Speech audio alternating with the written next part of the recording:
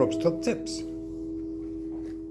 I've already talked about harmonics, how to play them, where to touch, how lightly to touch. What are they though? What are harmonics? Well, harmonics, they're quite scientific. When you pluck any open string, it vibrates in many different ways. It vibrates as a whole. If you can imagine a skipping rope, you can imagine the shape of a skipping rope.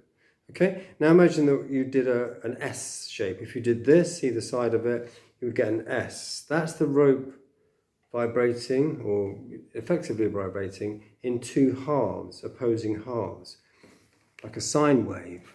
Okay, the string does that. Each string does that. It also vibrates, moves, the wave that it forms, in 3/3 and in 4/4 and in 5/5. And the number goes up and up and up. And when you touch the string here, what you do, if you imagine the skipping rope, what you do is you stop the whole thing from vibrating as one whole, what we call the fundamental, but you allow, because you're touching it in the middle, you allow the two halves to continue to vibrate, okay, to move.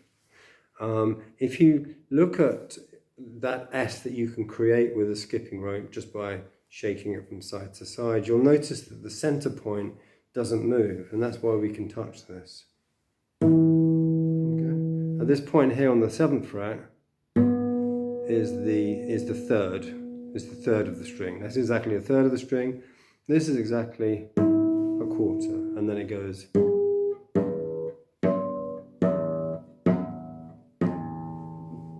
Can't quite hear them, but those are more complex divisions.